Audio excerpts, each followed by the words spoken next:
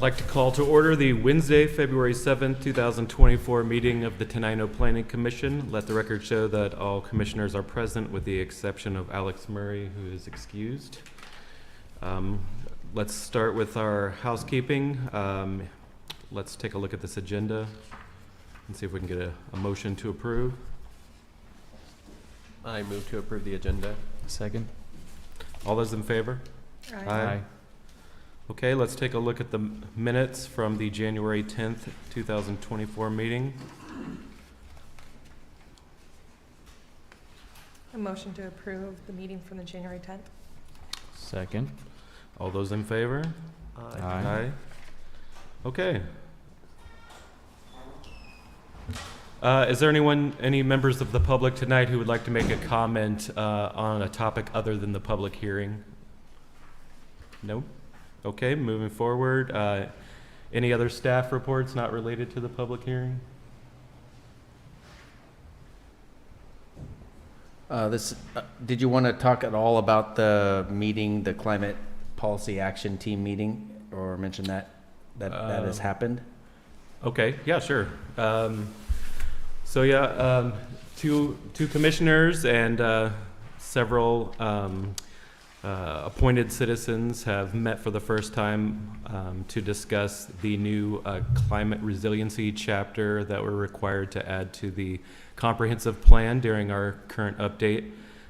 During our initial meeting, basically we just introduced ourselves and talked a little bit about what we feel are some of our vulnerabilities, generally speaking, in the community. And that's about as far as we got, I think, in the initial meeting. But we're going to be meeting every month until April, working on the points in that chapter. So if anybody would like to, from the community, would like to add anything to that discussion, any special vulnerabilities you see based on climate model forecasts for our area in the future, by all means, email the city staff or myself, and we'll try and incorporate as much information as we can. Thank you. Okay. That being said, let's get on to the business of the evening. We have a public hearing tonight, and at this point, I'd like to open the public hearing. The purpose of the public hearing is to gain input and discussion on the proposed text amendment to the Tenino Municipal Code 108.40.010 and Tenino Municipal Code 108.30.125F to allow livestock processing facilities in areas currently zoned public, semi-public with a conditional use permit issued by the city. The public hearing will proceed in an orderly fashion, and I would ask your cooperation in the following procedure. We're going to do a staff presentation. We're going to have questions to staff from the Planning Commission. We'll have an opportunity for public testimony. The Planning Commission will then discuss the facts at hand, and we'll consider a motion to move this amendment forward or deny, or there could be changes. At this point, I would like to ask if any commissioner wishes to disclose him or herself for any personal or financial interest in this matter before us tonight, or does any commissioner wish to report any significant ex parte or public hearing contacts? All commissioners respond yes or no. Okay, does any... go ahead. I think the answer is no. Yes, that would be the answer. Yeah. Sorry. I read the bit in parentheses. My bad. Does anyone wish to disclose? No. No. Me as well. Does any member of the audience wish to challenge the right of any commissioner to hear this matter? Not hearing anything, we'll move forward. Is there any member of the audience who wishes to question the jurisdiction of this body as appointed by the City Council to hold a public hearing and make a recommendation on this matter? Okay, moving forward, I'll introduce Dan Penrose. Please present your report. Thank you, Chair Rutherford. Dan Penrose, SCJ Alliance, contract planner for Tenino. This evening's text amendment that has generated the public hearing, the text amendment has been initiated by the City of Tenino, and it amends kind of two portions of the code, predominantly with a small change to another section. So the first change is a strike in one of the languages about slaughter, because their slaughter is allowed in the City of Tenino. Slaughter of animals is allowed except on public property. So you'll note that there's a strike through on that to deal with that, what would then be an inconsistency. And then the other two predominant portions are a change to the use table, which is how uses across the city are determined to be reviewed in zones across the city. And then the final change is a description on the performance standards for this type of facility, a livestock processing facility. So I'm going to read bits and pieces of the staff report for the benefit of people who are online. The staff report and all the supporting meeting materials are available on the city's website, on the Planning Commission page under meeting materials and agenda packet. So the action in front of the Planning Commission this evening is a request to find consistency with the applicable provisions of the comprehensive plan and attesting that these text changes to the development code bear a substantial relation to the welfare of the public and is in the best interest of the residents of the city.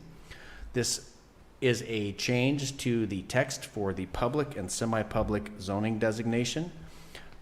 When you change the development code and you change uses, you change it for all parcels that have that particular zone. So this text change applies to all public, semi-public property within the city. So that includes land that is owned by the City of Tenino. It includes land that is owned by the Tenino School District, and also land that is part of the Burlington Northern Santa Fe Main Line. Land in that designation is typically used for public utilities, schools, rail, and municipal activities like parks. On one of those sites that is zoned public institutional or public semi-public is Southwest Washington's Agricultural Business and Innovation Park. It's commonly referred to as the Ag Park, and that's how I'll refer to it for the remainder of the evening. That Ag Park, as the commission knows and residents know, is currently under development with a number of activities. It's a 13-acre site on the western edge of the city near the wastewater treatment plant, and there's a lot going on out there. There's a building that is nearly up and one that is planned to go up, and a lot of other development activity. This particular text amendment would facilitate additional development activity south of those buildings. I was mentioning to staff that we recently were finally given parcel numbers and property lines for those new parcels. If you check the Thurston County's website, you'll see that on their GIS data. So we're clear about where properties and buildings are located on that particular site. Also, as staff and residents know, the Thurston Economic Development Council has been working with the city for many years. I have 5 down here. I think that's probably at least 5. In order to advance innovation activities around agriculture and agricultural value-added products at the Ag Park. And this particular use has been requested to kind of continue that value-added development process. So what this text change does is it allows livestock processing facilities on parcels that are zoned public and semi-public through the provision of what's called a conditional use permit. And so within the code, there are a variety of levels of review.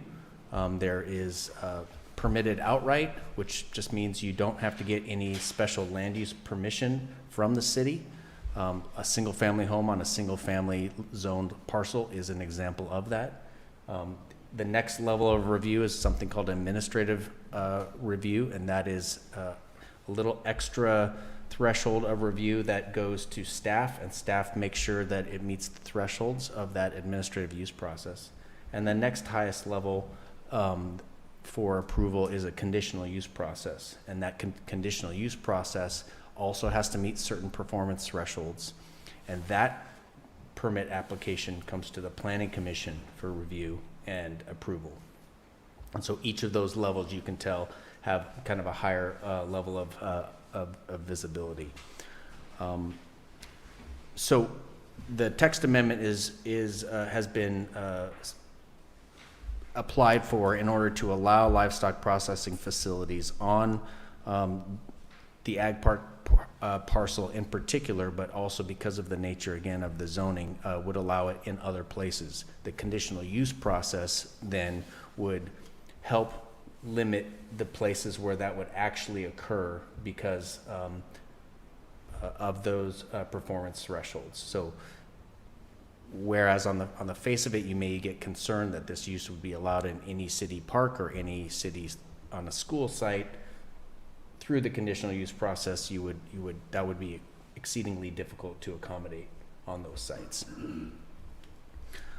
So therefore, the amendment at the use schedule, TMC 108 40010, is to add the term livestock processing facility to that use matrix and require a conditional use permit for city properties that are zoned public, semi-public. And the conditions for the conditional use process, permit process, are found at TMC 150-040. So germane to that, on the next page, page 3, is a list of, at the top of the page is that use schedule. And you'll see it is not allowed in any zone other than public, semi-public, and that's the C, indicates the conditional use process. And then the definition and the standards are seen there, the performance standards are seen there in that final column. There's a couple text changes, and the new text there on the bottom of page 3. You'll see a brand new description of what livestock processing facilities are is listed, because we have to kind of define the term so that it's understood what it is and what it's not.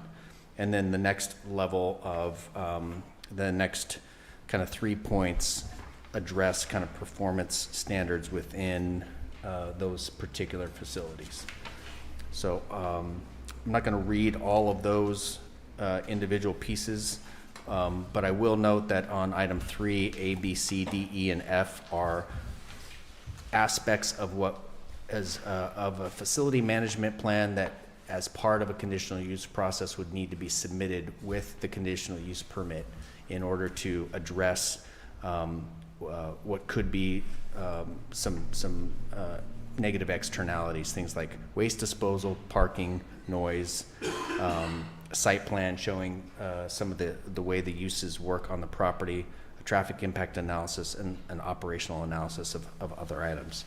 Now, the reason those are in there is due to the fact that the commission and the city need to make sure that the use that is applied for has thought through some of those potential impacts, and there's some basis for you, the planning commission, to make a decision on whether that use is appropriate at that site. So it's really information that then goes to you for your discretion and your determination on how to evaluate those impacts. So that is kind of the bulk of the proposal, and how some of those impacts would be how some of those uses would be accommodated on the public, semi-public sites. And I'm happy to answer questions here in a moment, but procedurally, this process is subject to SEPA review. SEPA is the State's Environmental Policy Act, and a checklist and a determination of non-significance was found and filed on the SEPA register and duly noticed, so that information is in there pursuant to WAC 197.11.340 section 2. So the city did not act on that. There was no appeal filed to the DNS, which is a procedural matter that means that we can continue to move forward with the consideration of the text amendment. And then finally, in the final, at the bottom of page 5, on the findings for this legislative decision, there are 3 primary findings that are required. Those are that the proposed text amendment is consistent with applicable provisions of the comprehensive plan. We believe that standard is met. That the proposed amendment bears a substantial relation to public health, safety, or welfare. We believe that standard is met. And then item 3, the proposed amendment is in the best interests of the residents of the city, and we believe that item is also met. So all 3 items meet the standard for a change to the code.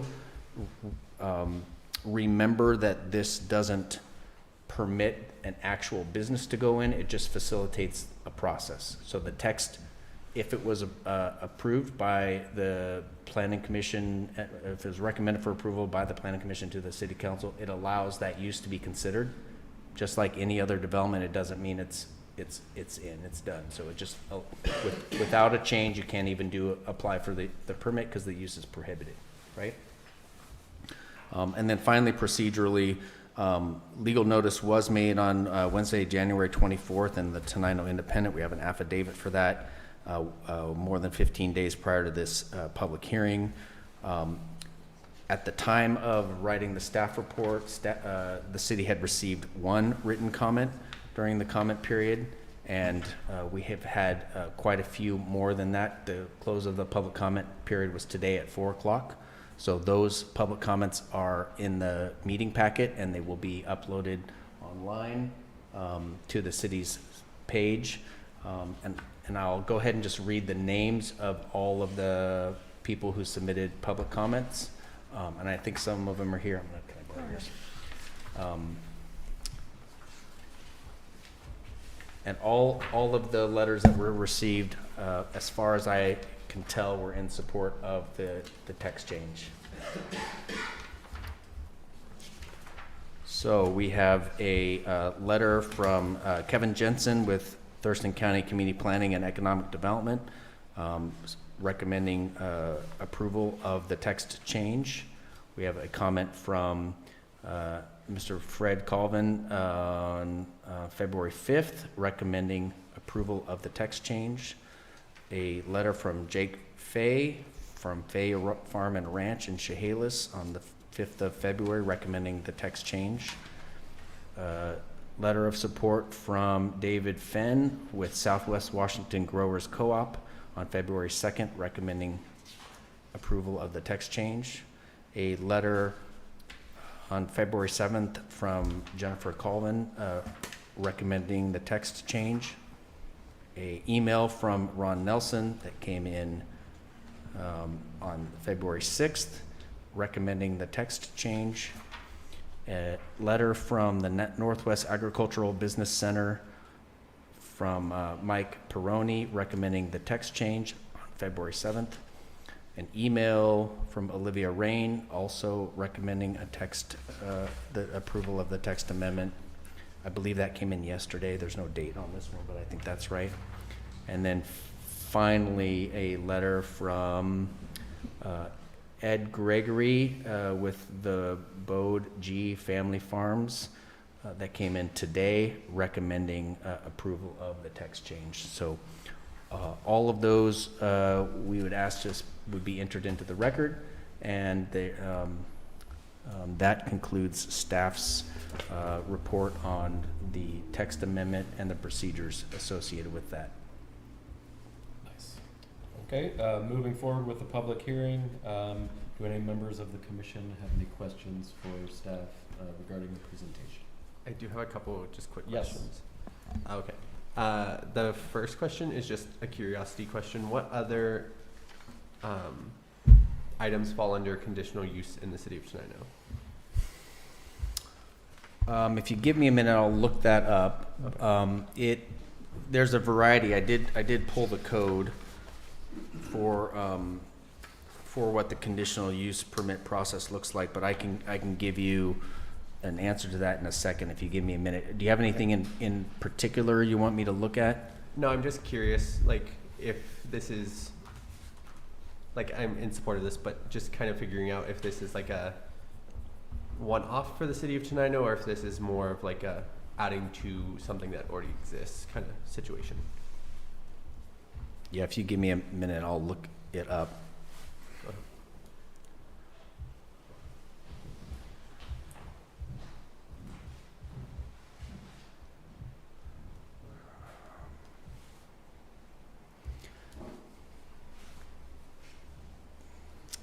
Okay, so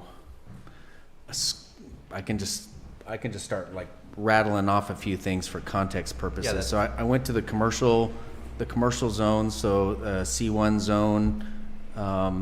There's 3 commercial zones in Tenino, and in the C1 zone you'll have. Let me get here. Conditional use permit is a battery exchange station, what's considered a light industry use type, and I can read off the definition if I need to, but that'll be like manufacturing, like light manufacturing, some like significant storage. I think the distillery, like a microbrewery that's doing on-site processing and brewing would be considered light industry. Drive-up facility in the C1 zone is as an accessory use, is conditional use. In the C2 zone, which is more like at the ends of town, the C2 is a C2 zone. We've got school is allowed in a commercial 2 zone as a conditional use, and utility facility. So a significant new power station, for example, would be a conditional use. And then in the C3 zone, which is stuff that is predominantly car focused here and transitional with some single family, conditional use would be, again, a school, a battery exchange station, again, a utility facility. So in those in those commercial properties, that's what would be counted as a conditional use. In the special purpose zone already, so if you're asking particularly about how uses are handled in the semi-public zone, schools are a conditional use in the public, semi-public zone. So if the school district was to want to build a new or enlarge a school on their existing property, that's a conditional use permit. A utility facility, again, and those are the 2 that just jump out. And then in the West Tenino zone, let me make sure that that's right.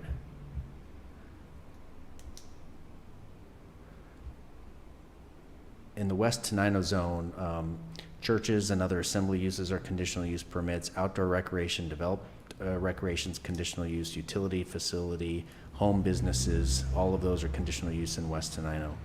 And so you kind of get a sense, that's a partial, there's a few more conditional uses in the residential zones and some of the other stuff, but you can kind of see, like a school is a pretty good example where everyone loves schools, everyone wants to support a school, but it does bring its own kind of unique impacts on the surrounding properties, and so you want to make sure they've thought through those things before they propose that particular use on the site. Gotcha. That's helpful. Thank you. Sorry, I just have 2 more quick questions. In the conditional use process, the application process, the review process, does that include a public hearing as well for that specific application? Yeah, it does. And let's see if I can point you to the actual. So that's like 100-50040 C5 and 6. You can see the public hearing requirements there. So, yep, that particular use. Because that's really one of the primary purposes of a conditional use permit, is to bring that kind of into a public setting and have a kind of a conversation about whether it is or isn't appropriate, or conditioned if it can be appropriate. So all of those things. And that's why, again, it's a higher level of review than, say, an administrative use permit, which does not have a public hearing. Gotcha. And then my final question, and I asked this a little at the other meeting, but I don't know, I'm just gonna ask. With a conditional use permit, what kind of enforcement tools are there that they're following basically those rules that are outlined? Like if they're not following it, is that something that then the planning commission or the city can revoke that permit? Yeah, so I would say two things to that. One, the way that this particular section is crafted with a section that addresses the conditional use permit with some specific conditions related to studies that are requested as a part of the livestock processing facility. So that's waste disposal plan, parking plan, noise plan, site plan, traffic impact analysis, and operational analysis. Those are, germane to that livestock processing facility. Some of those you wouldn't ask for other types of uses. So that's why they're specific. But there are more general conditional use permit requirements that would be applied to any of those other uses I listed, like schools or a battery recharge center or utility uses. So if you approve the use under the conditional use permit and then you violate some of those, there's a variety of recourses that these aren't even really in the conditional use permit in the code that you're considering today. Those aren't really, there's no performance standards as far as threshold. It doesn't say 5 parts per million or 6 trucks or 7 stalls. There's no, if you look in there, there's really nothing specific in those conditional use thresholds. It's more of like provide the reports that show that you're consistent with these other pieces. Gotcha. Right? And so you couldn't necessarily revoke a conditional use permit. There would be a whole host of other regulatory recourses and regulatory tax I think you would take, rather than saying you violated the conditions that the planning commission placed on you as part of your conditional use permit. Does that make sense? So what's in the proposal is more of a study standard to kind of show that that the homework has been done and you're not going to have any impact on whatever, rather than saying previous versions, as you'll recall, had a different approach, which is more like 6 foot high fence and totally enclosed, and more of standards that were mandates, rather than what is in there now is more of a requirement to submit studies that show what the impacts would be. Gotcha. Did that answer your question? Yes. Okay. Thank you. Any other questions from the commission for staff? No. Okay, with that, we're going to move to the public testimony portion of the meeting. For time purposes, we're limiting public testimony to 3 minutes per speaker. If there is additional time at the end, which there will be, you can come back up after everyone has had a chance to speak. Please step up to the podium, state your name and address for the record if you'd like to make a public comment.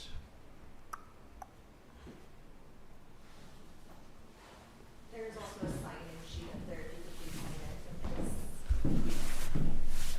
Hi, I'm Jennifer Colvin with Colvin Ranch. I'll sign in here. I submitted a letter that is in the packet, but I thought I would just come up and make a brief comment as well.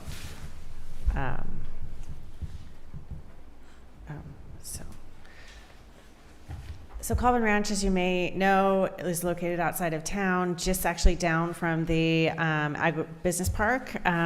Originally, that land was part of our family's homestead several generations ago. I was the 5th generation to grow up on the ranch, and now my kids are the 6th generation. So we've been doing this for a long time.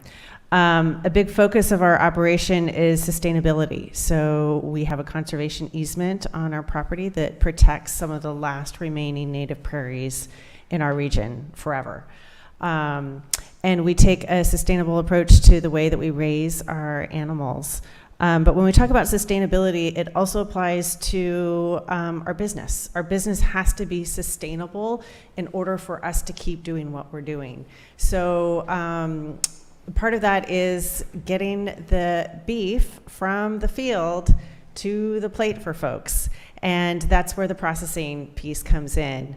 The work that the city has been doing with the EDC for many, many years now to get the Ag Business Park up and going has just been phenomenal. And it's really creating an opportunity for us here in this region to make agriculture sustainable and viable. It's an important part of our region here. You've heard from a lot of other producers who have talked about the need for this processing.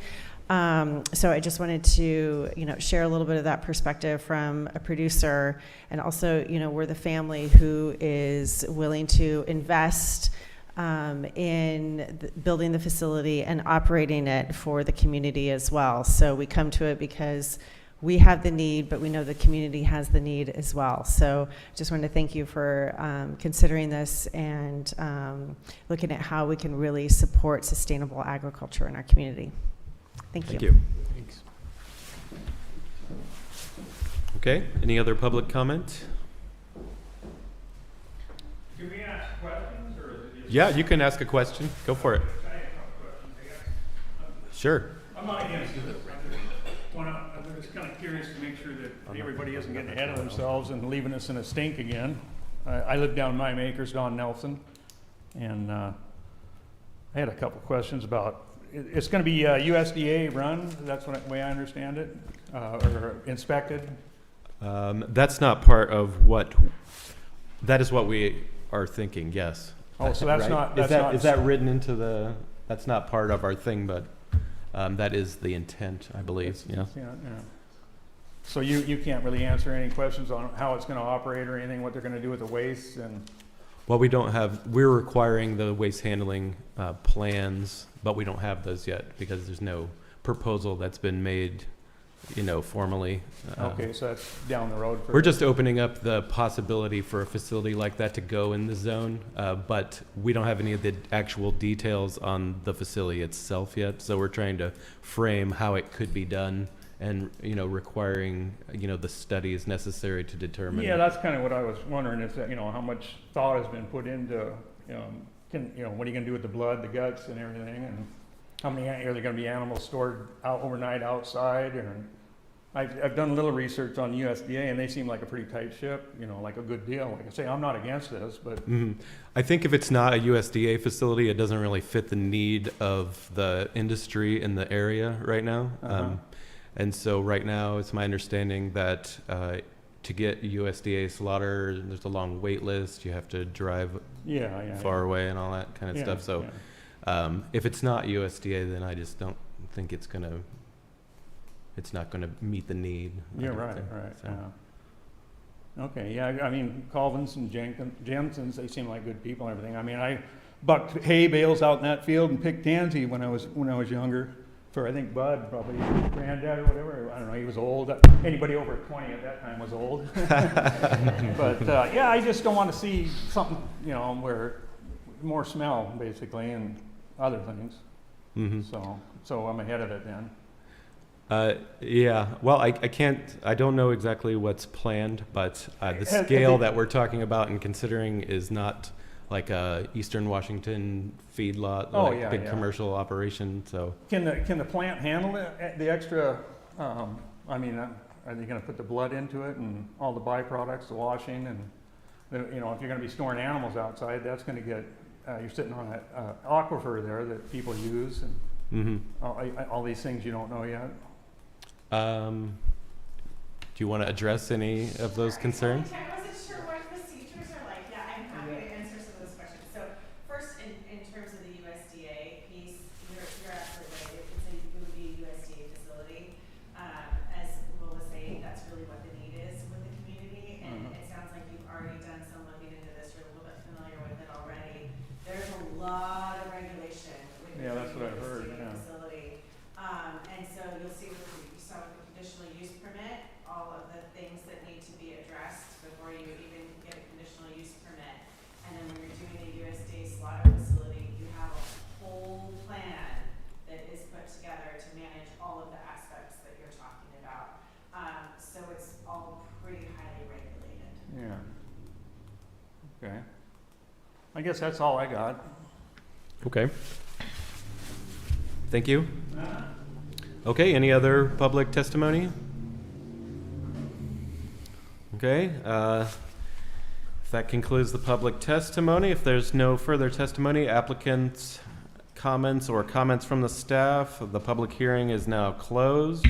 The commission will now discuss, deliberate, and render a recommendation. What is the pleasure of the commission? Can I ask a question real quick? Sure. When it goes to the council, do they have to have a public hearing, or do they just vote? They may choose to have a public hearing, yes, but they are not required to. You have to have at least one for this type of action, a legislative action. So, Mr. Chair, if I may, Yes. I would move to recommend that the council moves to approve the text amendment to the zoning codes as mentioned above, with no need to have a additional public hearing, as the citizens seem to be in favor of it and there was no opposition. Sounds good, with no changes. Okay, all those in favor? I second I that. second, sorry. Very good. With a second, all those in favor? Aye. Okay, so the Make sure motion. you ask for any opposed, just to make sure. Any opposed? Okay, the motion carries. Thank you very much. Public hearing is closed. All right.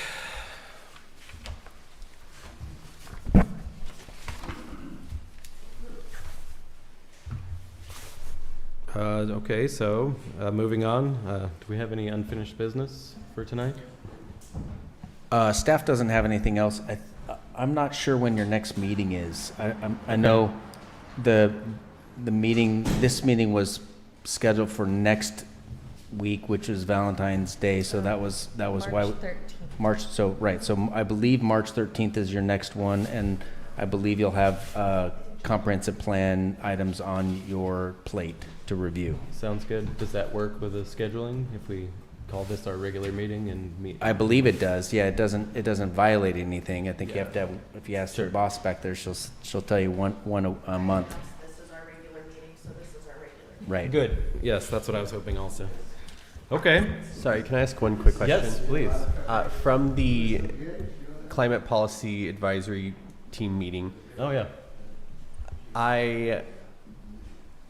Dan, are you going to be the city planner, or are they moving, or is Reese Good moving question. to the city planner as well? Because that was unclear. Yeah, so our whole team is assisting because there's a lot of work to do. I'm trying to transition some of the work.